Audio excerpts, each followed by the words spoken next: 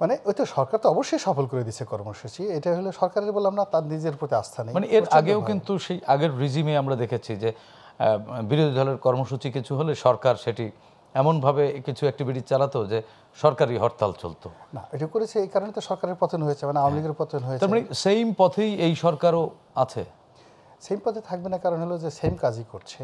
আওয়ামী লীগ সরকারের যে ভুলগুলো ছিল সেটা হলো তারা মানে তাদের যে আইনগত ভিত্তি 14, 18, 24 তিনটে নির্বাচন আইনগত ভিত্তির ব্যাপারে তারা মুখে যা কিছু বলতো নিজেরাই সেটা বিশ্বাস করতো না।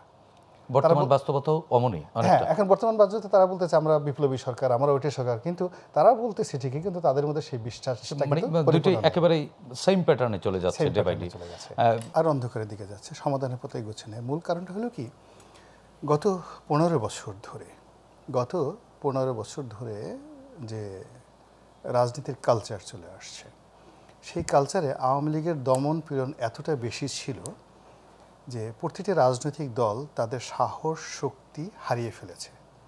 কৌশল বলতে সরকারের সাথে তারা কৌশল করে জয়লাভ করবে, সরকারকে পরাজিত করবে, না রাজনৈতিক আন্দোলন, না ইলেকশন, কিংবা এই যে জ্বালাও পোড়াও করে শক্তি প্রদর্শন, কোনো ক্ষেত্রেই তারা সরকারের সাথে পারেনি, মানে আওয়ামী লীগের সাথে পারেনি। শেষমেশ কবে শেখ হাসিনার সেই ক্যান্সার হবে, কবে সে মারা যাবে, এই সমস্ত নিয়ে তারা চিন্তা ভাবনা করতো এবং প্রচারণা করতো যে তার ক্যান্সার হয়ে গেছে, 3rd স্টেজে আছে। মানুষজনকে আমরা মানে শেখ হাসিনাকে গালাগালি করতো, তাও দেশের বাইরে থেকে। এবং আমাদের যে অনেকগুলো ইউটিউবার দেশের বাইরে আছে, তারা বাংলাদেশে বসে, আমরা বলতে পারতাম না, বিদেশে বসে তারা মুখে যা ইচ্ছা তাই বলতো, এবং তারা এক একজনের সব পীর মাশায়েখ হয়ে গেল। মানে এই যে কি অবস্থা, মানুষের এমন হয়ে গেল যে তারা বাস্তবতার সাথে ইলিউশনে চলে গেল।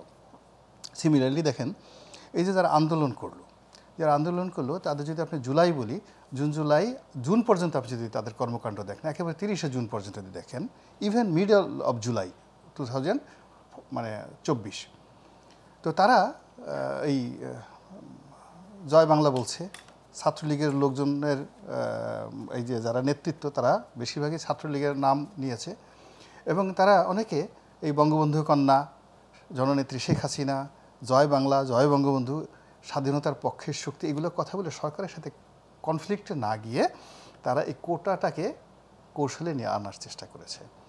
এবং যেহেতু এটার পেছনে একটা ম্যাটিকুলাস ডিজাইন ছিল, তো যখন পুরো পরিস্থিতি করতে একেবারে কোর্টের বাইরে নিয়ে আসছে সরকারকে, তখনই তারা আসল রূপে আবির্ভূত হয়েছে। কিন্তু আসল রূপে আবির্ভূত হওয়ার পরেও শেখ হাসিনার পতন হবে এবং তারা ক্ষমতা লাভ করবে, এটা এখানে যারা আন্দোলনরত নেতৃবৃন্দ যারা ছিলেন, তারা যারা আন্দোলনে 15 বছর যাবৎ শুধু ফেল করছে, জেলে গেছে আর পালায় থাকছে, এই তিনটা ব্যাপারে তাদের ভীষণ রকম দক্ষতা বেড়ে গেছে।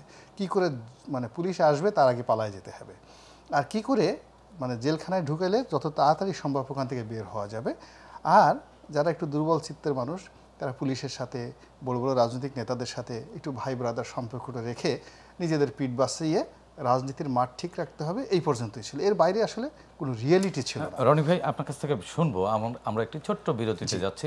দর্শক, নিচ্ছি ছোট্ট একটি বিরতি। আর কাবুল প্রশ্নগুলো সহজ আমাদের সঙ্গেই থাকুন।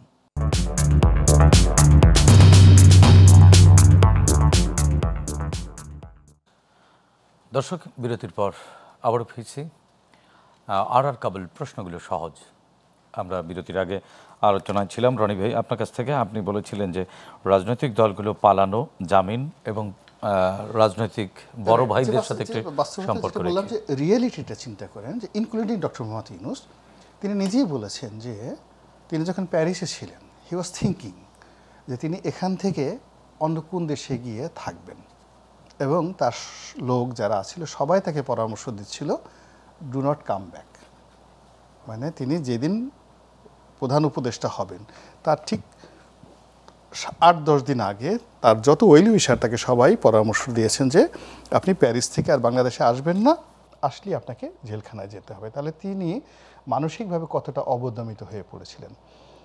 এবং বিএনপি বলেন, জামাত বলেন, এনসিপি বলেন, এখন যারা নেতৃত্ব দিচ্ছে, সকল রাজনৈতিক দলের নেতৃত্বের মধ্যে সরকারের একটা ভীতি ছিল। ফলে এদের কাছে যখন all on a sudden Sheikh হাসিনার পতন আসলো এবং নেতৃত্বের ভাটা কে নেতৃত্ব দেবে এই সিদ্ধান্ত দেওয়ার ক্ষমতা তাদের আসলো। বেসিক্যালি তারা ভয় পেয়ে গেছে। আপনি দীর্ঘদিন আকাশের চাঁদ দেখেন, হঠাৎ করে চাঁদটা এসে আপনার চোখের সামনে আপনার কাছে পায়ের উপর পড়ে গেল, আপনি জ্ঞান হারিয়ে ফেলবেন, পাগল হয়ে যাবেন। How it is possible? আপনি দেখা গেল যে সবচেয়ে পৃথিবীর কাঙ্ক্ষিত একটা জিনিস, it may be gold, it may be jewellery, it may be, আপনি পুরুষ হলে রমণী হতে পারে, জান্নাতের হুর হতে পারে, আপনি যদি রমণী হন পৃথিবীর সবচেয়ে সুন্দরতম পুরুষ আপনার কামনা হতে পারে, হঠাৎ করে দেখলে আপনার চোখের সামনে চলে আসছে, আপনি জ্ঞান হারিয়ে ফেলবেন। তো এখানে শেখ হাসিনার পতনের পরে মূলত প্রথম 48 ঘন্টা বা 60 ঘন্টা যাদের কাছে সিদ্ধান্ত নেওয়ার ক্ষমতা ছিল বা যারা সিদ্ধান্ত নেওয়ার মতো দায়িত্ব পালন করার জন্য দৌড়াদৌড়ি করেছে, basically they don't have an experience, they don't have, হ্যাঁ জ্ঞান, তাদের কোনো এক্সপেরিয়েন্স ছিল না, তাদের কোনো প্রস্তুতি ছিল না, তা অভিজ্ঞতা নাই, প্রস্তুতি নাই, এবং তাদের হাতে কোনো কানেক্টিভিটি ছিল না। ধরেন আপনি 10টা লোক, আপনি নাহিদের কথা চিন্তা করেন, সার্জিসের কথা, মানে এই যে 10টা ছিল, এখন রাজনৈতিক অঙ্গনে 5টা সেক্রেটারির সঙ্গে, 10 জন জেনারেলের সঙ্গে, 10 জন মন্ত্রী এমপির সঙ্গে তাদের এই আগস্ট মাসে ব্যক্তিগত সম্পর্ক ছিল, যারা এই রাষ্ট্র চালাতে পারে এরকম কেউ ছিল। তাদের কাছে সবচেয়ে স্বপ্নের পুরুষ মনে হয়েছে 2 জন লোককে, আসিফ নজরুল সাহেবকে আর মনে হয়েছে ডক্টর মোহাম্মদ ইউনূসকে, এবং they have many qualities except the political, যাকে বলে experience. It's a political portfolio and যাকে বলা হয় পলিটিক্যাল অফিস। এখানে আপনার অন্য কোনো গুণাবলী না থাকলেও চলবে, শুধুমাত্র যদি আপনি রাজনীতি বোঝেন। আর এখন এই সরকারের যে কয়জন লোক আসছেন তাদের সব কিছু আছে কিন্তু পলিটিক্যাল নাই। 2 নম্বর হলো যে যখন একটা রাজনৈতিক 18 কোটি মানুষের এই যে টেম্পারেচার, তাপমাত্রা, এই তাপমাত্রাকে প্রশমিত করার জন্য প্রত্যেকটা ওয়ার্ডে একজন করে মেম্বার আছে, প্রত্যেকটি ইউনিয়নে একজন করে চেয়ারম্যান আছে, চৌকিদার আছে, এগুলো তো সবই তাদের রিপ্রেজেন্টেটিভ। পৌরসভার মেয়র আছে, 300 জন মেম্বার অফ পার্লামেন্ট আছে, 60 থেকে 65 জন মন্ত্রী ছিল, এবং এই যে একটা স্ট্রাকচার ছিল যা রাষ্ট্র পরিচালনার সঙ্গে রাষ্ট্রের যে 20 লক্ষ কর্মকর্তা কর্মচারী আছে তাদেরকে নিয়ন্ত্রণ, তাদের সাথে নেগোসিয়েশন এবং তাদের মাধ্যমে রাষ্ট্রের সেবা জনগণের কাছে পৌঁছে দেয় এবং জনগণের কাছ থেকে ট্যাক্স কালেকশন, এই টোটাল কর্মের সাথে পলিটিক্যাল পোর্টফোলিও যুক্ত লোকের সংখ্যা ছিল অ্যাটলিস্ট 20,000। আর এই 20,000 লোকের সঙ্গে অন্তত পক্ষে 10 লাখ টাউট বাটপার ছিল, যারা টিআরকা ভিক্ষা চুরি করেছে, মানে এলাকাতে একটা ইকোনমি চাঙ্গা রেখেছে, তারপরে গুন্ডামি করেছে, তারপরে শেষে আপনার মানে এই চাঁদা কালেকশন থেকে শুরু করে প্রত্যেকটা জিনিসের 15 পর্যন্ত একটা সিস্টেমের মধ্যে চলে আসছে, কেউ টের পায়নি। তো এই কাজগুলো যখন অ্যাজ এ হোল আপনার এই 10,000 লোক চলে গেল, পালিয়ে চলে গেল, মানে 1 জন 2 জন না, শুধু মন্ত্রী এমপি না তো, তার সাথে এই 10,000, আর 10,000-এর সাথে সাথে ধরেন আরও যে 4-5 লাখ যারা টাউট বাটপার চাঁদা বাস, এই যে এলাকাতে ধরেন একজন পুলিশের কর্মকর্তা ঘুষ খায়, তার সাথে নেগোসিয়েশন আছে পাড়া মহল্লার মাস্তান, আবার এটা কালেকশন করার জন্য 4-5 জন আছে। প্রত্যেকটা রাস্তায় এরকম যদি আপনি লাইনম্যান ধরেন, তাহলে গুলিস্তানের যে কোনো একটা জায়গাতে একটা রাস্তার ট্যাক্স কালেকশনের জন্য অ্যাটলিস্ট 100 জন লোক জড়িত।